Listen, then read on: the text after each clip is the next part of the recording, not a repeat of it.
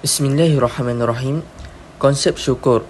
Takrif syukur iaitu perkataan masdar yang memberi makna iktiraf dengan yang makruf, yang dikurniakan kepada kamu lantas dipuji atas pemberiannya. Dan ia tidak berlaku kecuali saling berbalasan antara yang makruf dan nikmat. Syukur ialah menzahirkan nikmat melalui lisan, hati dan anggota dengan cara lidah atau lisan mengiyakan yang makruf dan memujinya. Hati pun mengiktiraf dengan nikmat sedangkan anggota melakukan perbuatan yang diredai kepada yang disyukuri. Islam adalah agama yang penuh dengan nilai kasih sayang serta harga menghargai sesama manusia. Ia mengajar umatnya agar menjaga hubungan baik sesama manusia selain hubungan dengan Allah SWT yang Maha Pencipta. Dalil syukur. A'udzubillahi minasyaitonirrajim. وَإِذْ تَأَذَّنَ رَبُّكُمْ لَئِن شَكَرْتُمْ لَأَزِيدَنَّكُمْ, yang bermaksud, dan ingatlah, sesungguhnya jika kamu bersyukur, pasti kami akan menambah nikmat kepada kamu. Rukun yang pertama, ilmu, iaitu dengan mengetahui tentang nikmat dan yang memberi nikmat, bahawa sesungguhnya nikmat itu seluruhnya berasal dari Allah SWT. Dia Maha Esa dengan semua kurniaannya. Di antara perantara itu, semuanya ditundukkan olehnya. Pengetahuan ini berada di balik penyucian dan tauhid, kerana sesungguhnya kedua-dua termasuk di dalamnya. Bahkan, kedudukan pertama dalam pengetahuan keimanan adalah penyucian. Kemudian, bila kamu mengetahui zat yang suci dan kamu mengetahui bahawa tidak ada yang suci kecuali yang esa, maka itulah tauhid. Kemudian apabila kamu mengetahui bahawa segala sesuatu di alam semesta ini wujudnya disebabkan oleh yang esa itu, dan semua itu merupakan nikmat darinya semata-mata, maka itu disebut pujian. Urutan ini terdapat isyarat di dalam sabda Nabi SAW. Barang siapa membaca Subhanallah, Maha Suci Allah, maka baginya 10 kebaikan. Barang siapa membaca La ilaha illallah, tidak ada Tuhan kecuali Allah, maka baginya 20 kebaikan. Barang siapa membaca Alhamdulillah, segala puji bagi Allah, maka baginya 30 kebaikan. Ini kerana sesungguhnya menyucikan tasbih dan mengesakan Allah adalah tauhid. Kedua-duanya masuk dalam pujian dan tambahan. Darjat ini berdasarkan pada pengetahuan asas. Rukun kedua iaitu keadaan. Ia timbul daripada pengetahuan iaitu kegembiraan dengan zat yang memberikan nikmat disertai dalam keadaan tunduk dan pengagungan. Sesungguhnya Allah SWT lagi Maha Pengasih dan Maha Penyayang yang telah menganugerahkan nikmat yang terlalu banyak dan tidak terkira kepada hamba-hambanya seperti nikmat keamanan, kedamaian dan keselamatan. Tidakkah kita tahu bahawasanya Allah SWT telah berjanji di dalam Al-Quran, barang siapa yang bersyukur kepada Allah SWT, maka Allah akan menambahkan lagi nikmatnya. Dan barang siapa yang mengkufuri nikmat, maka Allah akan mengazabnya. Firman Allah SWT dalam surah Ibrahim ayat ke-7.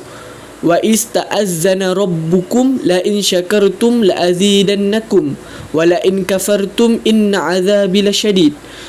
Artinya, dan ingatlah ketika Tuhan kamu memberitahu dengan sejelas-jelasnya, demi sesungguhnya jika kamu bersyukur terhadap segala nikmatku, tentu aku akan menambah nikmat itu kepada kamu, dan demi sesungguhnya jika kamu kufur terhadap nikmat itu, maka sesungguhnya azabku sangat keras. Dalil Al-Quran di atas adalah jelas mengingatkan kita supaya bersyukur di dalam apa pun keadaan, kerana Allah pasti akan menggandakan kebaikan yang telah diberikan selama ini. Terdapat 3 tanda kita bersyukur. Yang pertama, bersyukur dengan hati, iaitu mengakui sepenuhnya bahawa semua nikmat-nikmat tersebut adalah kurniaan dan pemberian daripada Allah SWT. Yang kedua, bersyukur dengan lisan, selalu memuji yang memberi nikmat, menyebut nikmat itu dan mengulang-ulangnya seperti bertahmid, bertakbir. Yang ketiga, bersyukur dengan perbuatan, iaitu menggunakan segala nikmat-nikmat yang dikurniakan oleh Allah SWT dengan menyalurkan pada jalan yang betul dan benar. Akhir sekali, sebagai seorang Muslim, kita perlu ada sifat bersyukur. Hal ini kerana untuk menunjukkan rasa berterima kasih kepada Allah atas segala nikmat yang telah Allah berikan kepada kita. Bab kata Mutiara, barang siapa yang tidak mensyukuri yang sedikit, maka ia tidak akan mampu mensyukuri sesuatu yang banyak. Baiklah, untuk rukun yang ketiga, iaitu amal. iaitu dengan menggunakan kenikmatan Allah yang dikurniakan kepadanya pada apa yang dicintai-Nya, bukan pada kemaslahatan terhadapnya. Hal ini dapat dilaksanakan kecuali pada orang yang mengetahui nikmat Allah dalam sesemua penciptaannya. Namun, tentang mengapa dia menciptakan segala sesuatu itu, penjelasan itu panjang. Sesungguhnya kami telah menjelaskan dalam penghujung kitab Al-Hayat Ad-Din di bawah. Syukur adalah menunjukkan adanya nikmat Allah pada dirinya dengan melalui ihsan, iaitu berapa pujian dan mengucapkan kesedaran diri bahawa ia telah diberi nikmat. Dengan melalui hati, berupa pakaian, berupa persaksian dan kecintaan kepada Allah. Melalui anggota badan, berupa kepatuhan ketaatan kepada Allah Subhanahu Wa Taala. Hendaklah seseorang hamba mengetahui bahawa mata misalnya merupakan nikmat Allah. Maka mensyukurinya adalah dengan menggunakan untuk membaca Al-Quran, buku-buku pengetahuan dan sebagainya.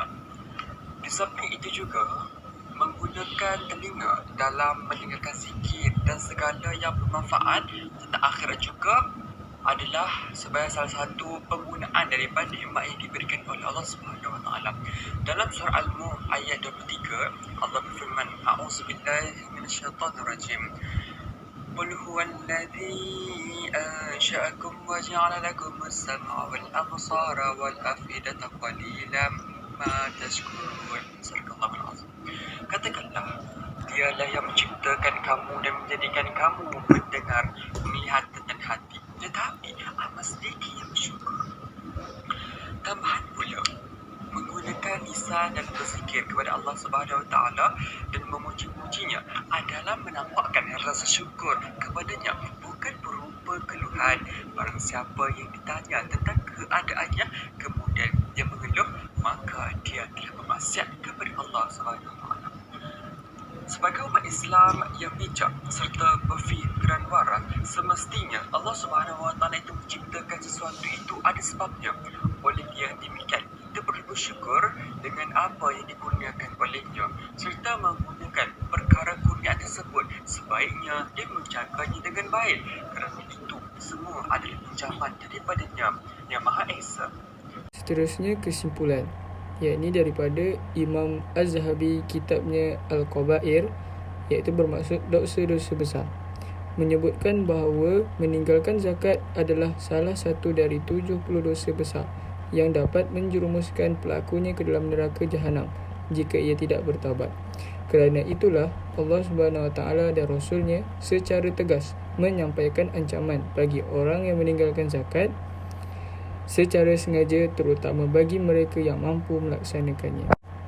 Yang kedua, sudah ketahui bahawa barang siapa yang berpaling dari Allah Subhanahu Wa Taala akan mendapat hukuman yang setimpal, seperti firman Allah Subhanahu Wa Taala dari surah Az-Zukhruf ayat 36. Wa may ya'sha an zikrir rahman nuqayyid lahu syaitana fahuwa lahu qarin. Yakni bermaksud, dan barang siapa berpaling dari pengajaran Allah yang Maha Pengasih, kami biarkan syaitan menyesatkannya dan menjadi teman karibnya.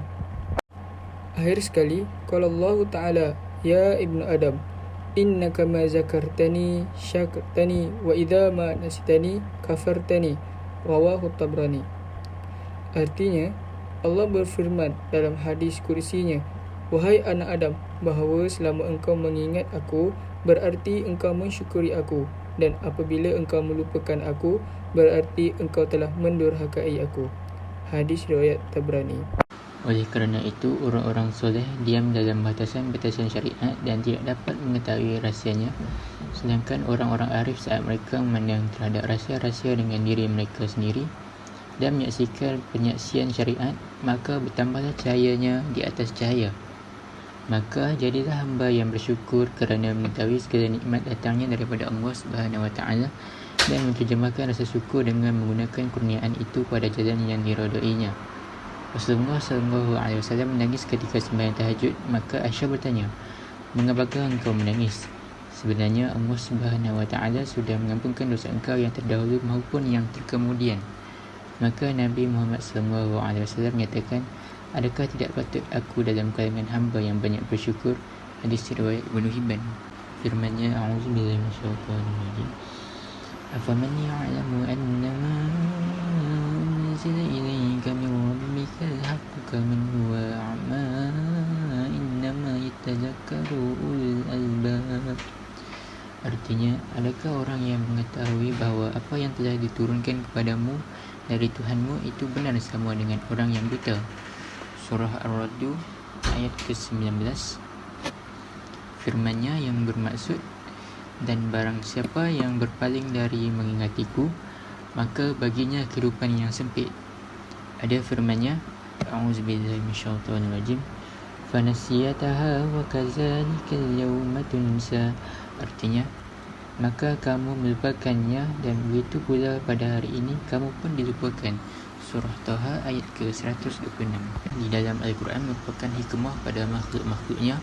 Sesungguhnya Allah Subhanahu Wa Taala telah menyampaikan perintah kepada makhluk-makhluknya melalui lisan para nabi dan rasul. Rahmat Allah semoga dicurahkan kepada mereka semuanya sebagaimana yang dijelaskan dalam keseluruhan syariat dari awal sampai akhirnya. Ibnu Katsir berkata, iaitu kami katakan kepada mereka, beramallah kamu sebagai tanda bersyukur atas segala nikmat yang diberikan kepada kamu dalam agama dan dunia. Perkataan syukron adalah masdar yang bukan dari fi'il a'malu, atau ia adalah dalam bentuk maf'alahu, atau asas kedua-dua takdir tersebut menunjukkan bahawa syukur boleh dilakukan dengan perbuatan serta perkataan dan niat. Dengan kesempurnaan syukur tidak terbayang kecuali dari orang-orang yang beriman kerana Allah Subhanahu Wa Taala semata-mata. Ikhlas, tiada cintaan kepada selainnya. Justru perbahasan ini dapat disimpulkan bahawa syukur itu tidak terhenti hanya di dunia, sebaliknya haruslah berkekalan hingga ke akhir hayat supaya terhindar daripada sifat kufur terhadap nikmat yang diberi.